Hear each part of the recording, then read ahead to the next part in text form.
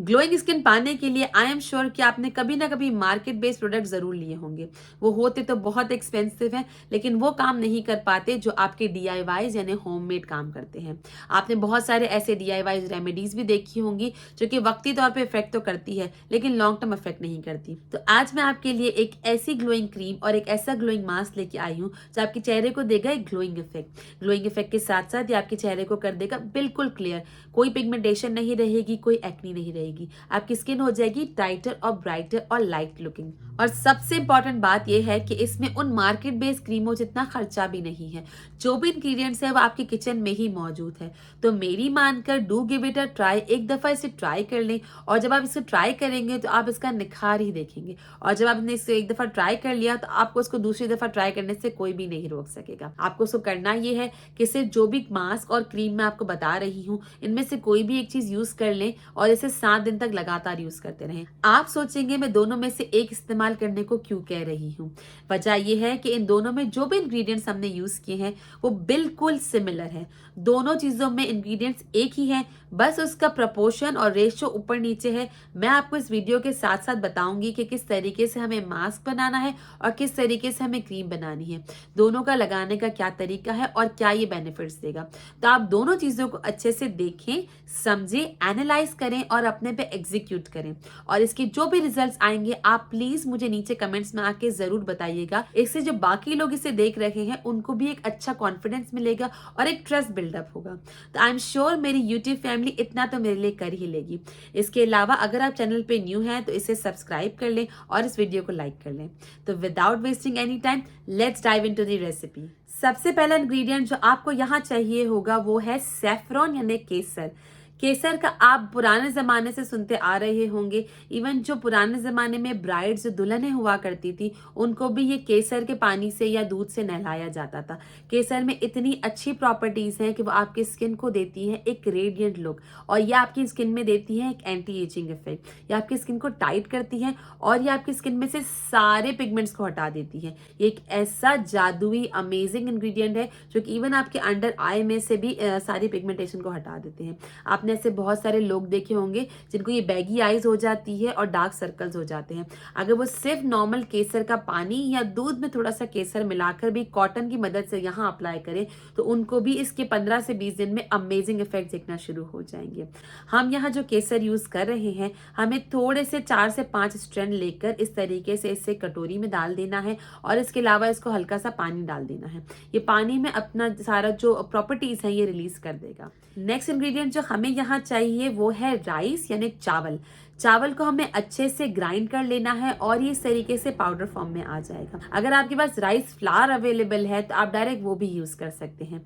मैंने यहाँ चावल को अच्छे से ग्राइंड कर लिया है और फिर इसे छान लिया है। ये मेरे पास तैयार हो गया है अच्छे से राइस फ्लावर। राइस में ऐसी प्रॉपर्टीज है जो आपकी स्किन को करती है ब्राइट लुकिंग और फेरर लुकिंग। ये आपके आईज के नीचे की पफीनेस को भी दूर करती है और आपको देती है एक एंटी एजिंग इफेक्ट और ग्लोइंग इफेक्ट। अब जो ये राइस फ्लावर है इसमें आप ऐड कर देंगे वो केसर का पानी जो कि हमने पहले बनाया था। तो पानी और केसर दोनों इस राइस फ्लावर में हम ऐड कर लेंगे इस तरीके से। इसके बाद हम इसे मिक्स करेंगे। ऑब्वियसली ये अभी पेस्ट नहीं बना है, थोड़ा सा गाढ़ा गाढ़ा लंपी लंपी होगा, इट्स ओके। इसमें हम ऐड करेंगे आलमंड ऑयल। आलमंड ऑयल की अगर मैं सिर्फ एक सेंटेंस में तारीफ करूं तो वो आपकी स्किन में से एक्नी को कर देता है टोटली गायब। जी हाँ, ये एक ऐसा अमेजिंग इंग्रेडिएंट है जो कि आपके एक्नी और पिंपल्स को सिरे से ट्रीट कर देता है, क्योंकि इसमें पाई जाती है एंटीबैक्टीरियल प्रॉपर्टीज। तो ये सिर्फ एक्नी को ही नहीं हटाता बल्कि ये स्किन में जाकर उन बैक्टीरिया को मारता है जो कि एक्नी और पिंपल्स को प्रोड्यूस करते हैं। और लास्ट इंग्रेडिएंट है इसमें विटामिन ई के कैप्सूल्स। इन कैप्सूल्स को काट कर इसका अच्छे से पूरा जो कैप्सूल का ऑयल है वो इसमें निकाल लें। विटामिन ई आप अब तक जान चुके होंगे कि वो क्यों जरूरी है आपकी स्किन के लिए। ये आपकी स्किन में से सारी इरिटेशन और रेडनेस को खत्म करता है और जो भी आपके फेस पे ग्लो है वो इस वजह से आता है। अब इस लंपी से पेस्ट को थोड़ा सा थिन करने के लिए हम लेंगे इसमें रोज वाटर। रोज वाटर जो है वो आपकी स्किन को देता है एक सूदिंग इफेक्ट और ये आपकी स्किन में शाइन भी देता है। अंदाजे से थोड़ा सा रोज वाटर डाल लें, इतना कि ये इस तरीके का पेस्ट बन जाए। आप रेशो ऊपर नीचे भी कर सकते हैं लेकिन पेस्ट इस तरीके से बनना चाहिए। जब ये पेस्ट बन बन जाए तो इसे हम लेंगे थोड़ा सा क्रीम के लिए और थोड़ा सा मास्क बनाने के लिए। तो पहले चलते हैं इसके क्रीम की रेसिपी की जानिब। तो सबसे पहले क्रीम बनाने के लिए आप इस मिक्सचर में से 1 या 1.5 चम्मच लेंगे ये मिक्सचर, और इस मिक्सचर में ऐड करेंगे 4 से 5 टेबलस्पून एलोवेरा जेल के। जब आप इसे अच्छे से मिक्स करेंगे तो ये थिकन हो जाएगा। अब यहाँ मैंने कहा है 4 से 5 टेबलस्पून एलोवेरा जेल के। अब ये हम कैसे जाने? आपको करना सिर्फ ये है कि जब आप 4 टेबलस्पून एलोवेरा जेल इसमें ऐड कर ले तो आपको ये क्रीम को हाथ से टेक्सचर चेक करना है। अगर ये दरदरी है यानी ये पाउडरी है तो इसका मतलब है कि ये क्रीम अभी नहीं बनी है। क्रीम बनाने के लिए आप इसमें एलोवेरा जेल और ऐड करेंगे, इतने कि ये बिल्कुल सिल्की सॉफ्ट क्रीम बन जाएगी। जब इसको आप इस तरीके से हाथ में लगाएंगे, मैं हो सकता है आपको साइड स्क्रीन पे दिखा रही होंगी, आप ये देख सकते हैं कि जब ये आपकी स्किन पे लगेगी, हाथ पे या फेस पे, तो ये बिल्कुल भी रेजिडुअल जो दुरदरापन है वो ये नहीं रहने देगी। जो पाउडरी इफेक्ट है ये नहीं रहेगा, ये बिल्कुल स्मूथ स्किन पे स्मूथ क्रीम की तरह लग जाएगी और आपकी स्किन के अंदर अच्छे से एब्जॉर्ब होकर अपने सारे बेनिफिट देगी। चूंकि मैंने इसमें डाला है बॉटल एलोवेरा जेल, तो इसके लिए मैं इसे ज्यादा टाइम के लिए प्रिजर्व कर सकती हूँ। आप चाहें तो इसमें फ्रेश एलोवेरा जेल भी डाल सकते हैं, लेकिन फिर इससे आप लंबे टाइम के लिए प्रिजर्व नहीं कर सकेंगे, आपको इसको थोड़े ही दिन में दोबारा से बनाना पड़ेगा।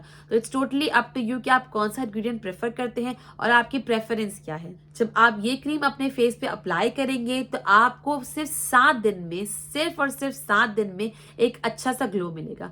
आप स्क्रीन पे ही देख सकते हैं कि सिर्फ एक एप्लीकेशन में ही जो इसका लुक है, इतना स्मूथ लुक है, ये आपकी स्किन को बहुत ही रेडिएंट लुक देता है। आप इसको 7 दिन अच्छे से अप्लाई करें और फिर इसका इफेक्ट देखें। सेकेंड रेसिपी है हमारे मास्क की। इस ग्लोइंग मास्क को बनाने के लिए जो मिक्सचर हमने वहां बनाया था, जिसमें हमने राइस फ्लावर लिया था, सैफरन का वाटर लिया था, आलमंड का ऑयल लिया था और इसके अलावा हमने विटामिन ई ली थी। इस सारे मिक्सचर को मिलाकर हम अच्छे से पेस्ट बना लेंगे और इस पेस्ट को हम इतना पतला कर लेंगे कि हमारे फेस पे अच्छे से लग जाए। बहुत पतला नहीं करना कि वो बिल्कुल टपकने लगे, आपको इसको इतनी कंसिस्टेंसी में बनाना है कि आपके फेस पे अच्छे से सेटल हो जाए। इसको अपने फेस पे रहने दे फॉर गुड 30 मिनट्स और उसके बाद जितना भी ये ड्राई हुआ है लेट इट बी और अच्छे से जाके अपना फेस वॉश कर लें। फेस वॉश के लिए आप यूज करेंगे नॉर्मल ठंडा पानी, सिर्फ सादे ठंडे पानी से फेस वॉश करेंगे, कोई सोप इस्तेमाल नहीं होगा, कोई फेस वॉश इस्तेमाल नहीं होगा। जब इसे आप अच्छे से वॉश कर लेंगे उसके बाद अपने चेहरे को आराम से टैप टैप करके ड्राई कर ले एंड दैट्स इट। ये भी आपको करना है 7 डेज अप्लाई। अब आप पूछेंगे कि हम कौन सा अप्लाई करें? आप इन दोनों में से कोई भी एक चीज अप्लाई कर सकते हैं। अगर आप दोनों अप्लाई करते हैं तो ये तो बहुत अच्छा हो जाएगा, तो ये डबल बेनिफिट देगा। आप चाहें तो एक सुबह अप्लाई कर लें और एक शाम में अप्लाई कर लें, लेकिन अगर दोनों में से एक भी अप्लाई करेंगे तो काम चल जाएगा। ठीक है, इसमें ऐसे इंग्रेडिएंट है जो कि आपकी स्किन को देंगे एक रेडिएंट ग्लोइंग लुक, आपकी स्किन को कर देंगे क्लियर स्किन और ब्राइटन स्किन। इसमें मौजूद है राइस। राइस एक ऐसा इंग्रेडिएंट है जो कि आपके फेस को करता है ब्राइटन और फेयर लुकिंग। अगर आप चाहते हैं ऐसे ही एक और रेसिपी देखना जो कि मैंने राइस फ्लावर से बनाई है, तो अभी इस लिंक पे क्लिक कीजिए। मैं आपसे मिलती हूँ इस वीडियो में। Till then bye bye.